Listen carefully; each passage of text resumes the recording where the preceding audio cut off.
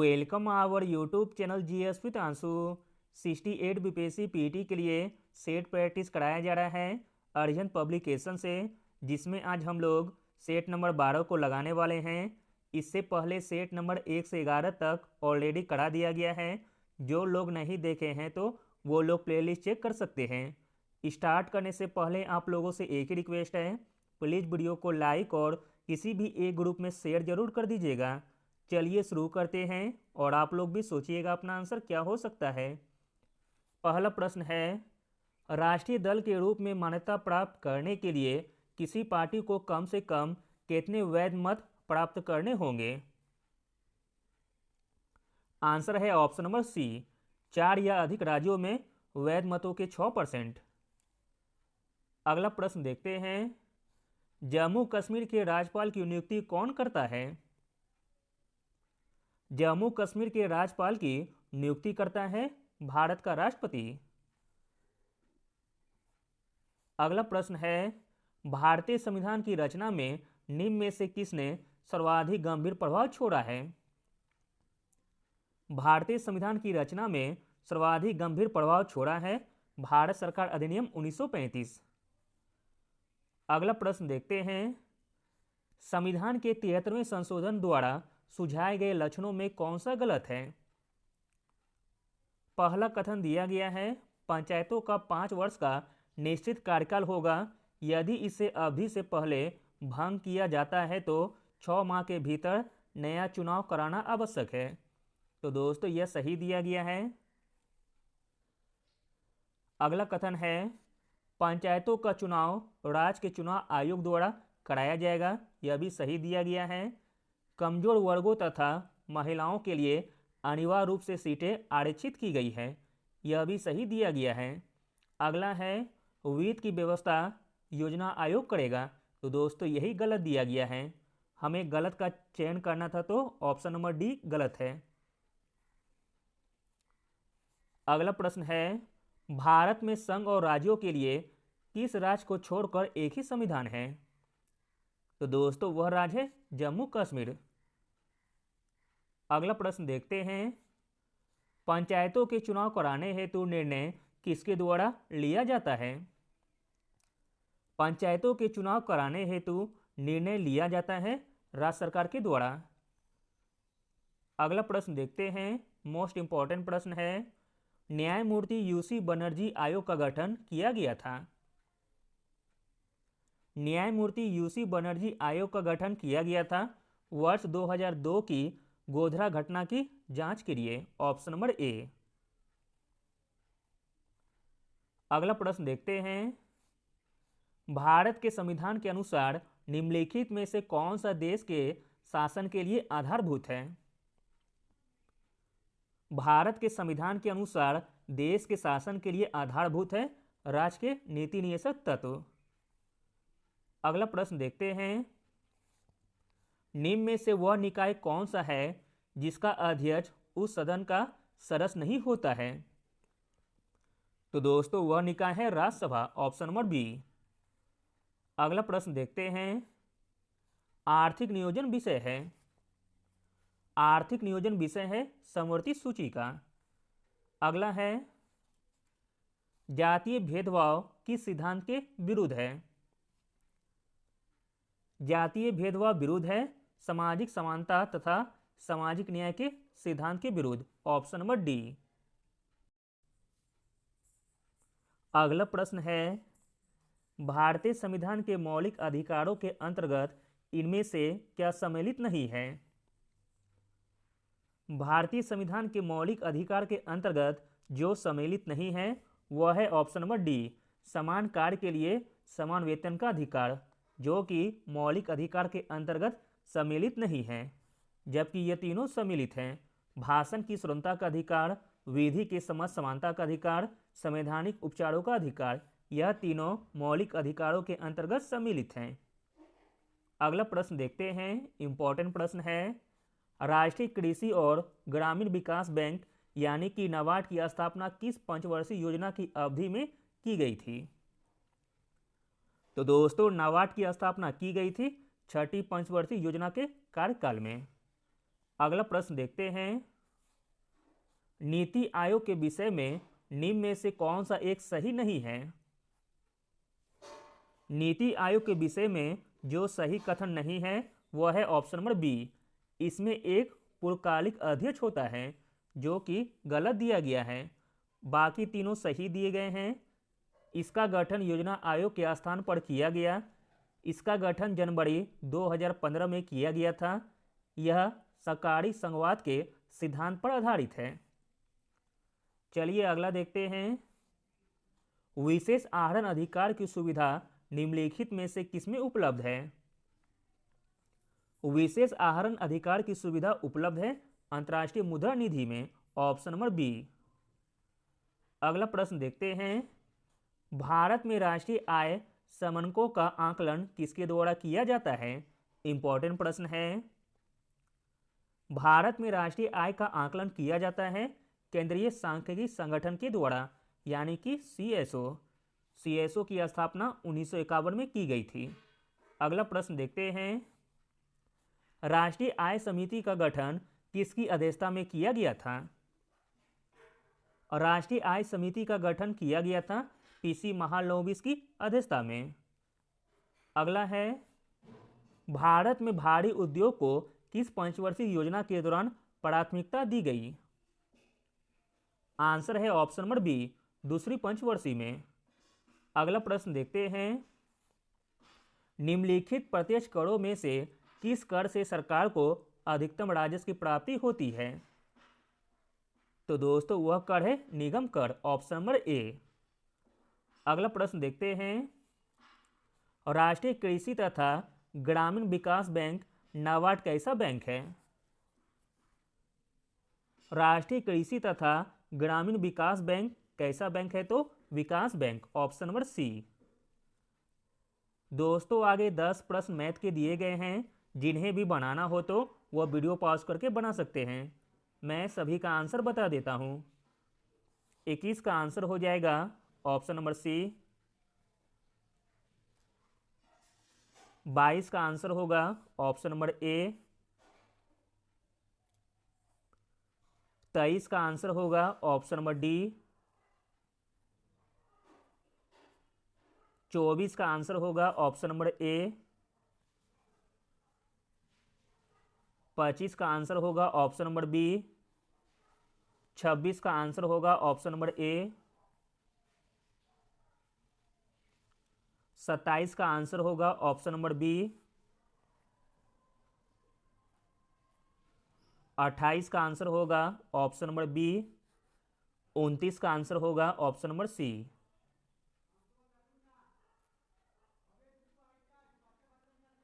30 का आंसर हो जाएगा ऑप्शन नंबर ए। चलिए आगे देखते हैं 31 नंबर से। सीमेंट में जिप्सम का संयोजन है। सीमेंट में जिप्सम का संयोजन है सीमेंट के आर्द्रीकरण समय को कम करता है, ऑप्शन नंबर ए। अगला प्रश्न देखते हैं। डैश प्रोटीन की अधिकतम मात्रा पाई जाती है। प्रोटीन की अधिकतम मात्रा पाई जाती है सोयाबीन में, ऑप्शन नंबर बी। अगला प्रश्न है। निम्नलिखित में से किस में नर तथा मादा युग्मनोद्भिद अनाश्रित तथा स्वतंत्रजीवी होते हैं? तो दोस्तों वह है स्पेगनम, ऑप्शन नंबर डी। अगला प्रश्न देखते हैं। जनन के भिन्न प्रकार होते हैं। एक जीव के द्वारा जनन के प्रकार को अपनाना निर्भर करता है। जनन के भिन्न प्रकार होते हैं। एक जीव के द्वारा जनन के प्रकार को अपनाना निर्भर करता है जीव का आवास तथा आर्किथिकी पर तथा जीव की आकारिकी एवं कार्पिकी पर, ऑप्शन नंबर सी। इस प्रकार ऑप्शन नंबर ई सही हो जाएगा, उपयुक्त में से एक से अधिक। अगला प्रश्न देखते हैं। निम्नलिखित में से किस प्रक्रिया में CO2 मुक्त नहीं होती है? तो दोस्तों वह प्रक्रिया है लैक्टेट किण्वन। अगला प्रश्न है। ईस्ट द्वारा निर्मित महत्वपूर्ण एंजाइम सम्मिश्र जो कि मुख्यतः किण्वन के लिए जिम्मेदार है। तो दोस्तों वह एंजाइम का नाम है जैमेज, ऑप्शन नंबर डी। ईस्ट द्वारा निर्मित महत्वपूर्ण एंजाइम सम्मिश्र जो कि मुख्यतः किण्वन के लिए उत्तरदायी है वह है जैमेज। अगला प्रश्न देखते हैं, मनुष्य का प्रमुख उत्सर्जी उत्पाद होता है। मनुष्य का प्रमुख उत्सर्जी उत्पाद होता है यूरिया। अगला प्रश्न है, एक रासायनिक संकेत जो अंतःस्रावी और तंत्रिकीय दोनों भूमिकाओं का निर्वाह करता है। तो दोस्तों वह है एपिनेफ्रिन, ऑप्शन नंबर सी। अगला प्रश्न देखते हैं, निम्न में से कौन सा भाई बहन के बीच की भिन्नता का कारण नहीं है। भाई बहन के बीच की भिन्नता का कारण नहीं है वह है संलग्नता, ऑप्शन नंबर सी। अगला प्रश्न देखते हैं, निम्न में से कौन सी हरितगृह गैस नहीं है। हरितगृह गैस नहीं है वह है नाइट्रोजन, ऑप्शन नंबर बी। अगला प्रश्न देखते हैं, किसी तत्व के रासायनिक गुण कौन तय करता है। किसी तत्व के रासायनिक गुण तय करता है इलेक्ट्रॉनों की संख्या। अगला प्रश्न देखते हैं, अंतराण्विक स्थान अधिक होने के कारण गैसों का घनत्व द्रव की तुलना में होता है। आंसर है ऑप्शन नंबर बी, बहुत कम। अगला प्रश्न है, खाने के सोडा का रासायनिक सूत्र क्या है। खाने के सोडा का रासायनिक सूत्र है NaHCO3। अगला प्रश्न देखते हैं, इंपॉर्टेंट प्रश्न है, साइक्लोप्रोपेन में कार्बन परमाणु की संख्या होती है। साइक्लोप्रोपेन में कार्बन परमाणु की संख्या होती है 3। अगला प्रश्न है, पॉलीथीन की थैलियों को नष्ट नहीं किया जा सकता है क्योंकि वे बनी होती है बहुलक से, ऑप्शन नंबर सी। अगला प्रश्न देखते हैं, सिल्वर सन जिसमें आर्सेनिक होता है सर्वप्रथम उपचार के लिए प्रयोग किया गया था। आंसर है ऑप्शन नंबर ए, सिफिलिस के। सिल्वर सन जिसमें आर्सेनिक होता है सर्वप्रथम उपचार के लिए प्रयोग किया गया था सिफिलिस में। अगला प्रश्न देखते हैं, मोस्ट इंपॉर्टेंट प्रश्न है, घड़ी में क्वार्ट्ज क्रिस्टल का काम किस पर आधारित है। घड़ी में क्वार्ट्ज क्रिस्टल का काम आधारित है दाब विद्युत प्रभाव पर। अगला है, ब्लैक होल के सिद्धांत को किसने प्रतिपादित किया था। ब्लैक होल के सिद्धांत को प्रतिपादित किया था एस चंद्रशेखर ने। अगला प्रश्न देखते हैं, टेफ्लॉन क्या है। टेफ्लॉन है फ्लोरोकार्बन, ऑप्शन नंबर ए। अगला प्रश्न है, निम्नलिखित में से कौन सा अम्ल कांच पर आक्रमण करता है। तो दोस्तों वह अम्ल है HF। अगला प्रश्न देखते हैं, भारत सरकार ने 29 सितंबर 2022 को जलदूत ऐप और जलदूत ऐप ई ब्रोशर लॉन्च किया। इस संबंध में कौन सा कथन सही है आपको बताना है। पहला कथन दिया गया है, जलदूत एप्लीकेशन को पंचायत और ग्रामीण विकास के केंद्रीय मंत्रालय द्वारा संयुक्त रूप से विकसित किया गया है। तो दोस्तों यह कथन बिल्कुल सही दिया गया है। इसका उपयोग ग्राम पंचायत विकास योजना तथा महात्मा गांधी राष्ट्रीय ग्रामीण रोजगार गारंटी योजना के क्रियान्वयन के लिए किया जा सकता है। तो दोस्तों यह भी कथन सही दिया गया है।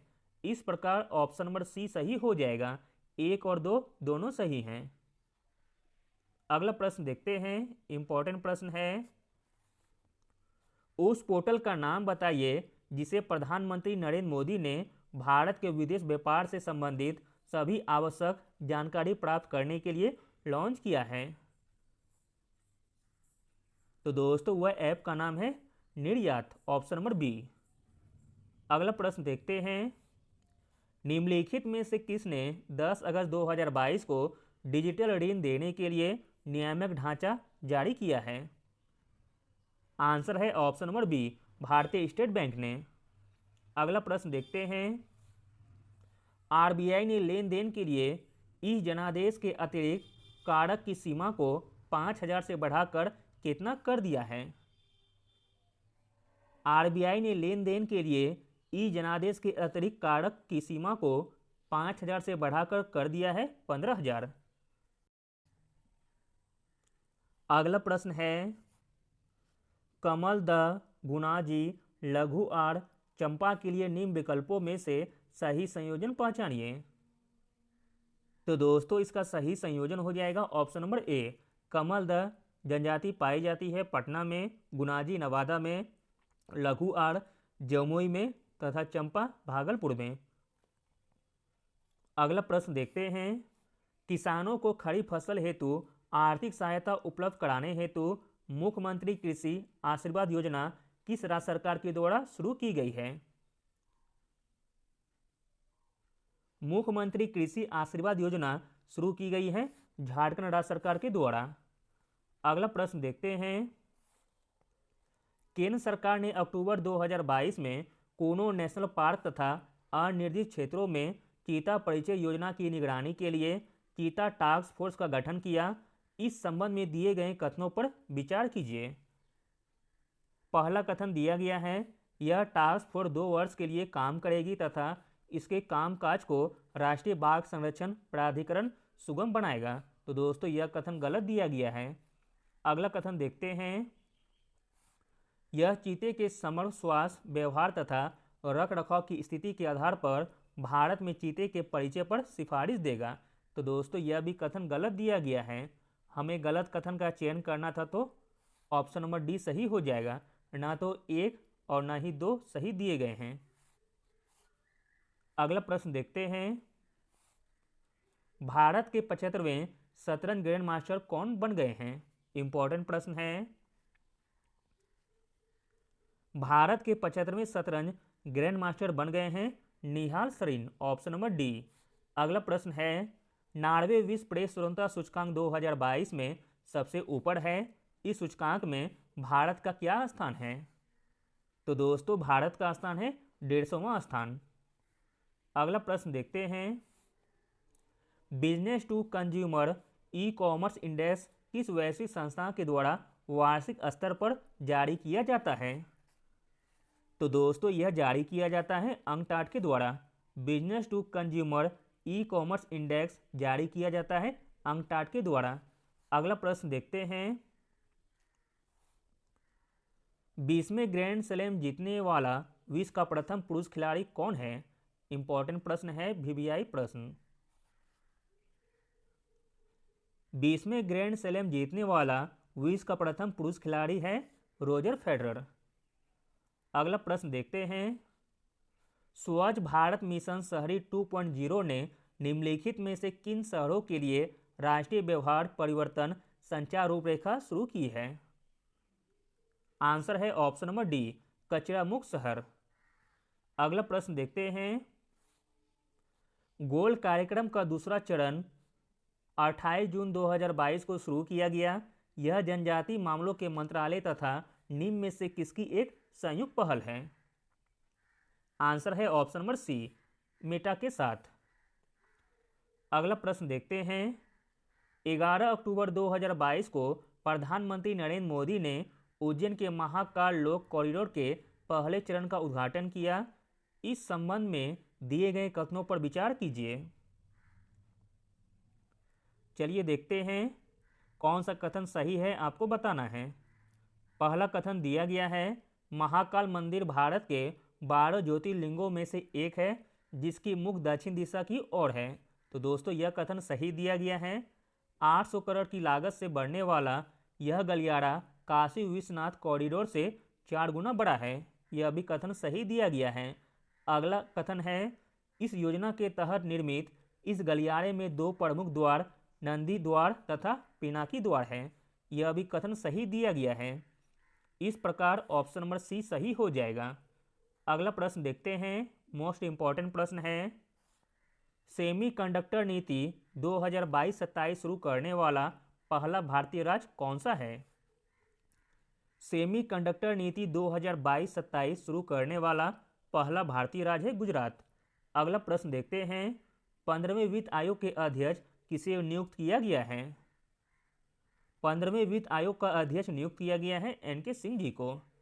अगला प्रश्न देखते हैं हाल ही में किस राज्य ने अपनी इलेक्ट्रॉनिक वाहन यानी कि ईवी नीति 2022 को मंजूरी दी और ईवी की बिक्री पर 100% SGST और पंजीकरण शुल्क की प्रतिपूर्ति करने की घोषणा की है? तो दोस्तों वह राज्य छत्तीसगढ़। अगला प्रश्न देखते हैं, इंपॉर्टेंट प्रश्न है। FSSAI द्वारा जारी चौथे राज्य खाद्य सुरक्षा सूचकांक 2021-22 में छोटे राज्यों में से कौन सा राज्य सबसे ऊपर है? आंसर है ऑप्शन नंबर ए, गोवा। अगला प्रश्न है, भारत के किस राज्य की सरकार ने सभी सरकारी इमारतों के साइन बोर्ड, नाम पट्टिका और नोटिस बोर्ड पर अपनी जनजातीय भाषा कोमबोरोक का प्रयोग अनिवार्य कर दिया है? तो दोस्तों वह राज्य सरकार है त्रिपुरा राज्य सरकार। अगला प्रश्न देखते हैं, इंपॉर्टेंट प्रश्न है। बिहार के किस जिले में खनन के दौरान भगवान विष्णु की 12वीं शताब्दी की मूर्ति प्राप्त हुई है? तो दोस्तों वह जिला है मधुबनी जिला। अगला प्रश्न देखते हैं, राज्य के सभी वृद्धों को पेंशन देने वाला देश का पहला राज्य कौन सा है? राज्य के सभी वृद्धों को पेंशन देने वाला देश का पहला राज्य है अपना प्यारा बिहार राज्य। अगला प्रश्न देखते हैं, निम्नलिखित कथनों पर विचार कीजिए। उपरोक्त में से कौन सा कथन है सही आपको बताना है। पहला कथन दिया गया है, भारत ने 18 से 21 अक्टूबर 2022 को दिल्ली में अंतर्राष्ट्रीय आपराधिक पुलिस संगठन की 90वीं महासेवा की मेजबानी की। तो दोस्तों यह कथन गलत दिया गया है। अगला कथन है, अंतर्राष्ट्रीय आपराधिक पुलिस संगठन एक अंतर्राष्ट्रीय संगठन है जो पुलिस और अपराध नियंत्रण में वैश्विक सहयोग करता है। तो दोस्तों यह भी कथन गलत दिया गया है। अगला कथन है, भारत ने 25 वर्ष में पहली बार इस इंटरपोल की मेजबानी 2022 में की है। तो दोस्तों यह कथन बिल्कुल सही दिया गया है। इस प्रकार ऑप्शन नंबर डी सही हो जाएगा। अगला प्रश्न देखते हैं,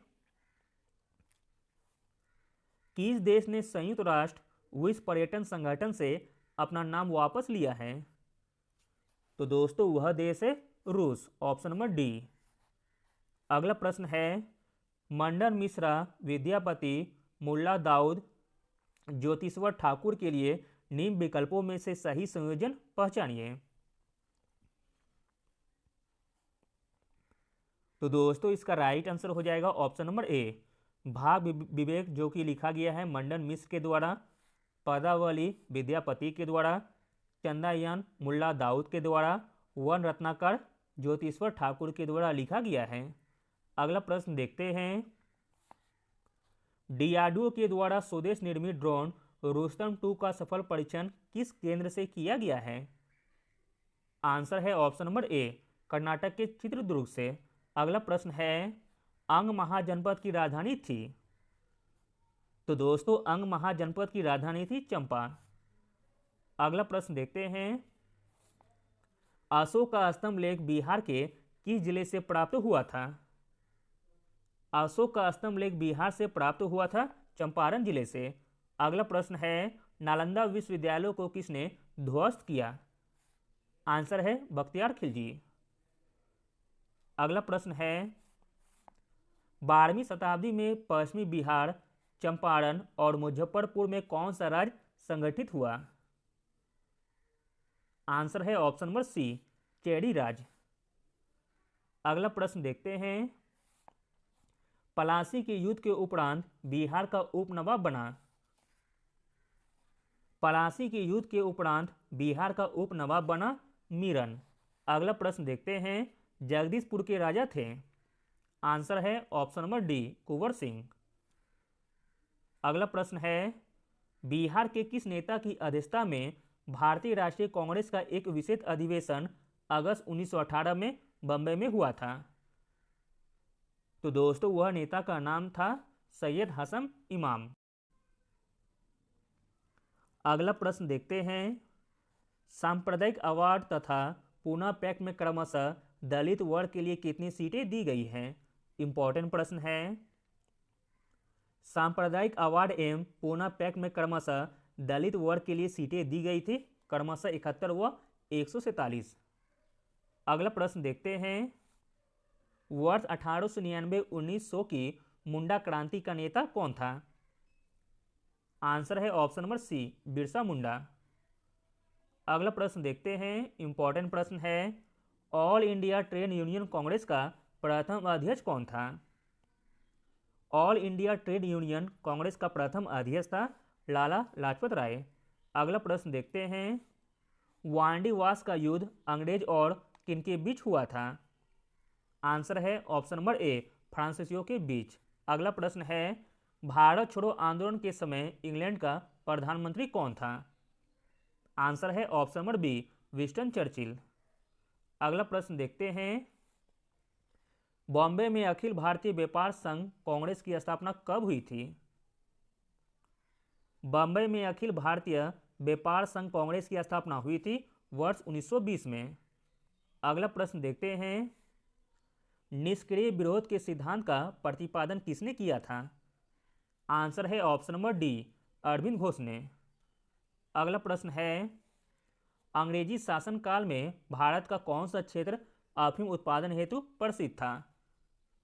तो दोस्तों वह क्षेत्र था अपना प्यारा बिहार राज्य। अगला प्रश्न है, अवध में 1857 ईस्वी के विद्रोह का नेतृत्व किसने किया था? अवध में 1857 ईस्वी के विद्रोह का नेतृत्व किया था बेगम हजरत महल। अगला प्रश्न है, भारतीय पुनर्जागरण से मुख्य रूप से कौन प्रभावित हुए? भारतीय पुनर्जागरण से मुख्य रूप से प्रभावित हुए नगरीय मध्यम वर्ग। अगला प्रश्न देखते हैं, अंग्रेजी भारतीय सेना में चर्बी वाले कारतूसों से चलने वाली इनफील्ड राइफल कब शामिल की गई? कब शामिल की गई? तो जनवरी 1857 में, ऑप्शन नंबर सी। अगला प्रश्न देखते हैं, अमृत बाजार पत्रिका की स्थापना किसने की थी? अमृत बाजार पत्रिका की स्थापना की थी शिशिर कुमार घोष ने।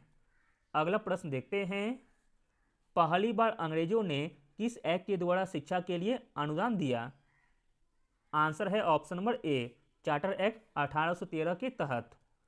अगला प्रश्न देखते हैं, मोस्ट इंपॉर्टेंट प्रश्न है, देवबंद के उस विद्वान का नाम बताइए जिन्होंने स्वतंत्रता आंदोलन में महत्वपूर्ण भूमिका निभाई थी।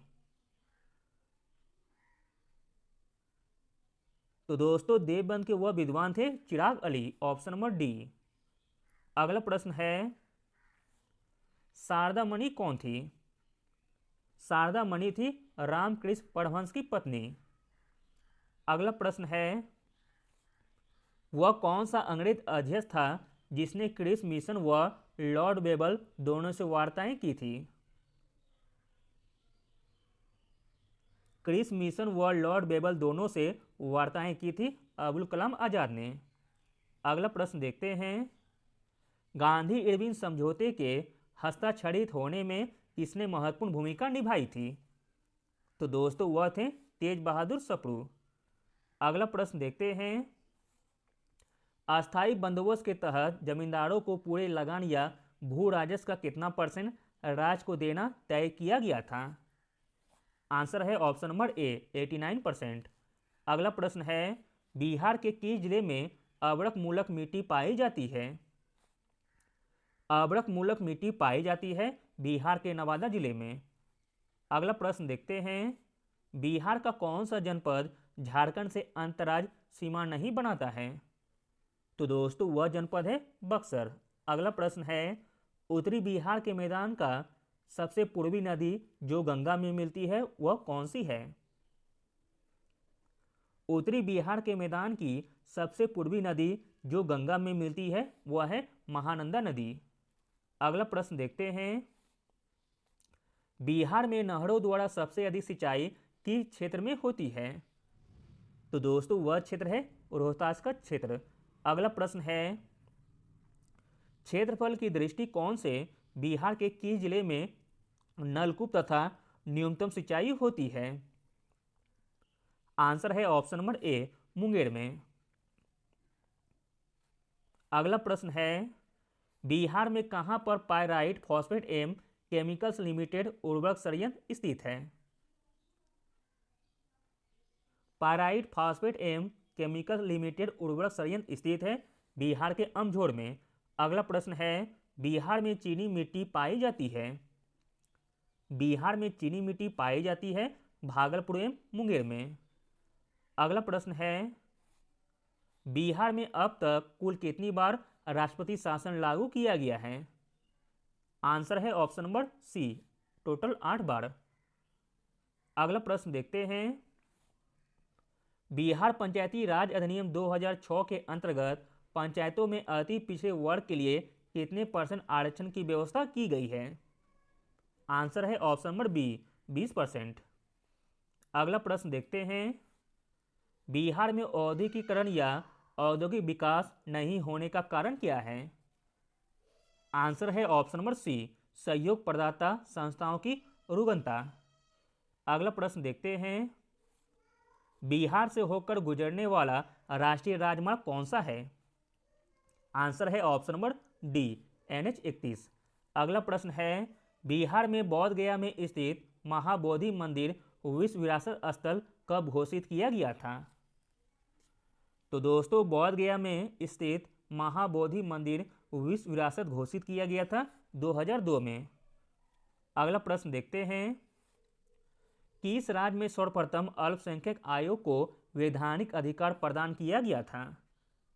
तो दोस्तों, वह राज्य था अपना प्यारा बिहार राज्य। अगला प्रश्न देखते हैं, इंपॉर्टेंट प्रश्न है, अमेजन नदी किस महासागर में गिरती है? अमेजन नदी गिरती है अटलांटिक महासागर में।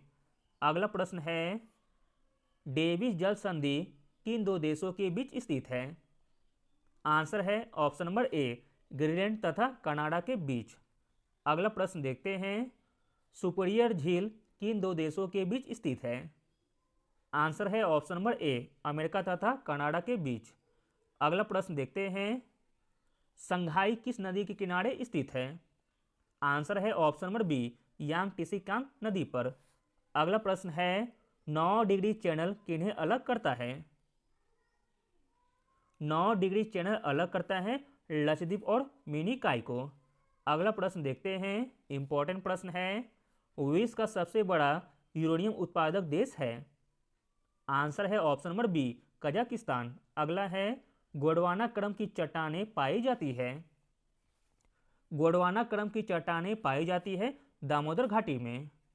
अगला प्रश्न देखते हैं, कच्छ, काठियावाड़, पश्चिमी राजस्थान, कश्मीर एवं सिक्किम में हिमालय का सर्वाधिक ऊंचा भाग विद्यमान है?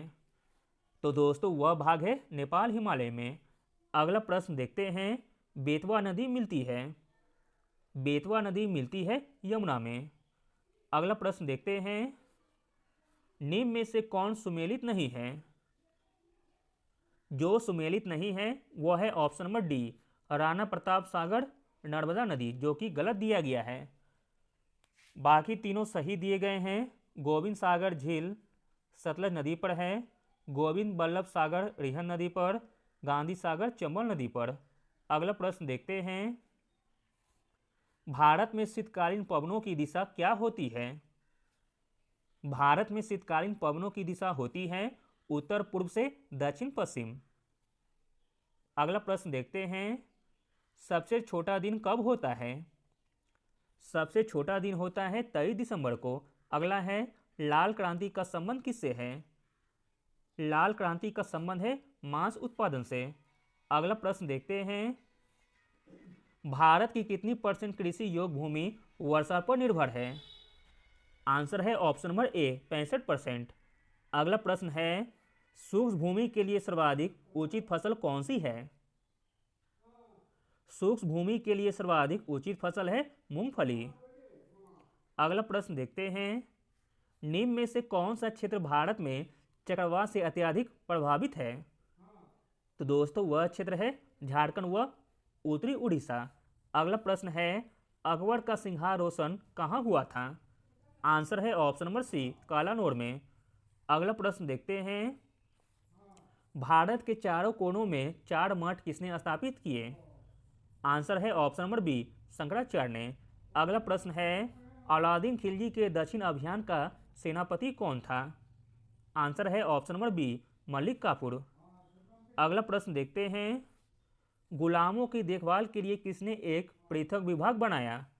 आंसर है option number D, Firoz Shah Tughlaq. अगला प्रश्न देखते हैं, इत्माद-उद-दौला का मकबरा स्थित है। आंसर है ऑप्शन नंबर सी, आगरा में। अगला प्रश्न है, शेरशाह की मृत्यु हुई थी। शेरशाह की मृत्यु हुई थी कलिंजर में। अगला प्रश्न देखते हैं, नालंदा विश्वविद्यालय किसके लिए विश्व प्रसिद्ध था। आंसर है ऑप्शन नंबर डी, बौद्ध धर्म दर्शन के लिए। अगला प्रश्न देखते हैं, महात्मा बुद्ध ने अपना पहला धर्मचक्र प्रवर्तन किस स्थान पर दिया था। आंसर है ऑप्शन नंबर बी, सारनाथ में। अगला प्रश्न है, जैन साहित्य को किस नाम से जाना जाता है। आंसर है ऑप्शन नंबर ए, आगम के नाम से। अगला प्रश्न देखते हैं कि शासक के द्वारा सर्वप्रथम पाटलिपुत्र का राजधानी के रूप में चयन किया गया था। इंपॉर्टेंट प्रश्न है, सर्वप्रथम पाटलिपुत्र की राजधानी के रूप में चयन किया गया था उदयन के द्वारा। अगला प्रश्न है, बौद्ध ग्रंथ अंगुत्तर निकाय से किसके बारे में जानकारी मिलती है। आंसर है ऑप्शन नंबर बी, महाजनपद की। अगला प्रश्न देखते हैं, इनमें से कौन बिहार में स्थित प्राचीन शिक्षा केंद्र नहीं है। बिहार में स्थित प्राचीन शिक्षा केंद्र नहीं है, वह है तक्षशिला। अगला प्रश्न है, अजंता गुफाओं की चित्रकारी का मुख्य विषय किस धर्म से संबंधित है। आंसर है ऑप्शन नंबर बी, बौद्ध धर्म से। अगला प्रश्न देखते हैं, इंपॉर्टेंट प्रश्न है, संस्कृत में आर्य शब्द का क्या अर्थ है। संस्कृत में आर्य शब्द का अर्थ है एक उत्तम व्यक्ति। अगला प्रश्न है, चीनी यात्री फाहियान किस शासक के शासन काल में भारत यात्रा पर आया था। आंसर है ऑप्शन नंबर बी, चंद्रगुप्त द्वितीय के शासन काल में। अगला प्रश्न देखते हैं, निम्नलिखित में से किस एक में जैव विविधता सर्वाधिक होगी।